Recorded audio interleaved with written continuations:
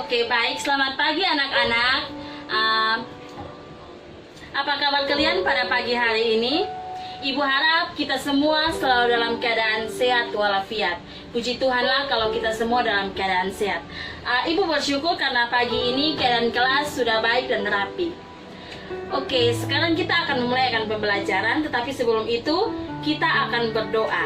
Dan Ibu minta salah satu siswa untuk memimpin kita di dalam doa. Oke, baik. Terima kasih buat adik Sinta yang sudah membawakan kita dalam doa. Ibu akan mengecek kehadiran semua. Dan ketua kelas semuanya hadir? Baiklah kalau semuanya hadir. Anak-anak, kita akan memulai pembelajaran kita hari ini tentang sistem ekskresi. Adik-adik tahu apa itu sistem ekskresi? Apa itu sistem, apa itu ekskresi, atau apa itu sistem ekskresi? Baik, sistem ekskresi yang pertama kita harus ketahui dulu apa itu sistem. Sistem itu sekelompok komponen dan elemen yang digabungkan menjadi satu untuk mencapai tujuan tertentu. Kemudian ekskresi itu proses pembuangan sisa metabolisme dan benda tidak berguna lainnya. Jadi sistem ekskresi itu proses pengeluaran zat-zat sisa metabolisme yang sudah tidak digunakan lagi oleh tubuh kita. Ya, itu adalah awal dari perkenalan materi kita. Oke, baik. Tadi Ibu sudah menjelaskan singkat tentang apa itu sistem ekskresi. Sebelum kita mulai lebih jauh tentang pembelajaran kita pada pagi hari ini, kita akan mengetahui tujuan yang harus adik-adik capai dalam pembelajaran kali ini. Oke, yang pertama, tujuannya siswa dapat mengetahui organ-organ yang berperan dalam sistem ekskresi pada manusia. Kemudian yang kedua, siswa dapat mengetahui setiap bagian dari sistem ekskresi. Kemudian, siswa dapat mendeskripsikan fungsi sistem ekskresi. Cakupan materi pada pagi hari ini yang akan kita pelajari yaitu apa itu sistem ekskresi yang sudah tadi Ibu jelaskan. Kemudian organ-organ yang ada pada sistem ekskresi seperti kulit, ginjal, paru-paru, dan juga hati. Kemudian kita harus mengetahui apa itu fungsi dari sistem ekskresi. Oke, organ yang pertama yaitu kulit. Adik-adik dapat lihat pada carta ini adalah gambar daripada kulit. Kulit merupakan organ terbesar yang menutupi area tubuh seluas sekitar 1,67 mm dan memiliki berat sekitar 4,5 kg. Fungsi kulit yang perlu adik-adik ketahui yaitu ekskresi mengeluarkan lemak dan keringat yang mengandung air, garam, urea, serta ion-ion. Kulit juga melindungi tubuh dari mikroorganisme, radiasi, iritasi kimia, dan gangguan mekanik. Adik-adik perhatikan ya pada carta ini. Kemudian kulit juga berfungsi untuk mengatur suhu tubuh. Kemudian metabolisme mensintesis vitamin D dengan bantuan sinar matahari. Kemudian yang terakhir, komunikasi stimulus lingkungan diterima oleh reseptor kulit, misalnya suhu, sentuhan, dan tekanan. Kita lihat bagian-bagian daripada kulit. Yang pertama epidermis, yang kedua dermis, yang ketiga hipodermis, dan yang keempat ini kelenjar keringat.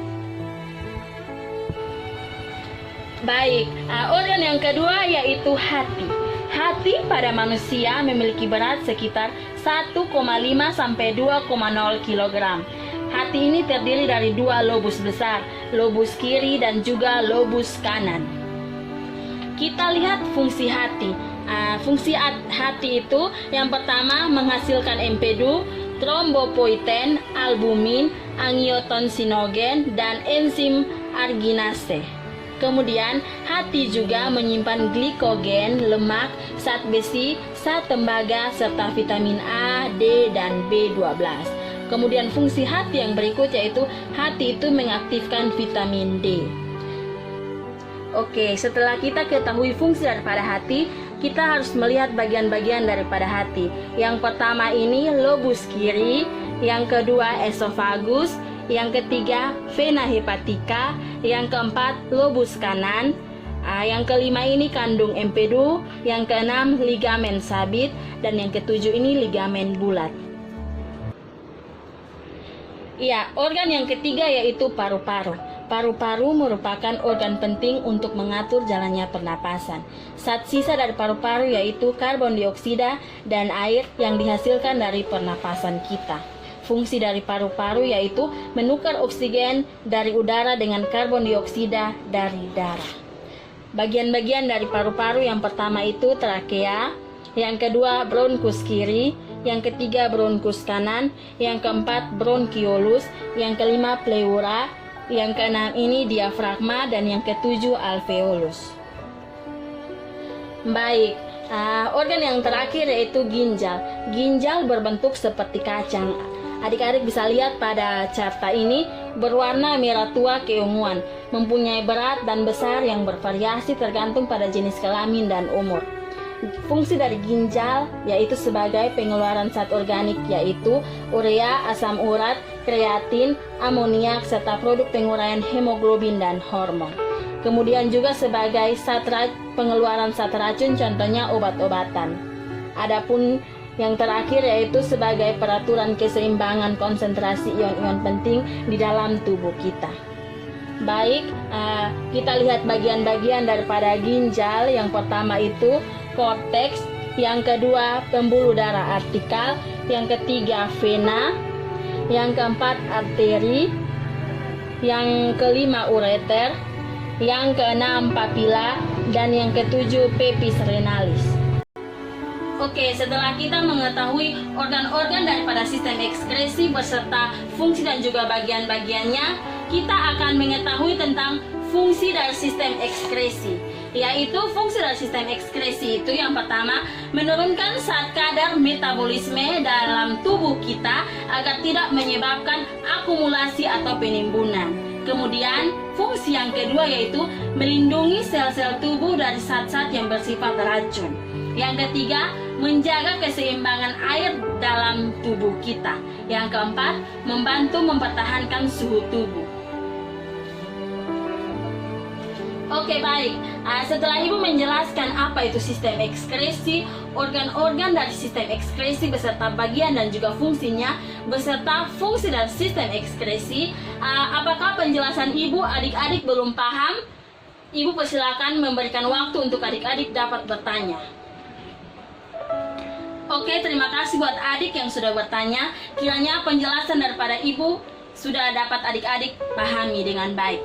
Oke, sebelum kita mengakhiri akan pembelajaran kita pada hari ini, Ibu akan memberikan tugas kepada adik-adik dan adik-adik akan mengerjakannya kemudian mengumpulkan kepada Ibu.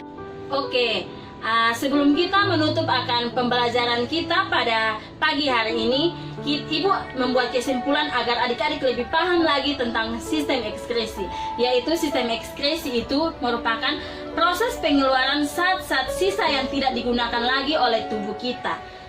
Kemudian, adapun organ-organ daripada sistem ekskresi yaitu kulit, ginjal, paru-paru, dan juga hati.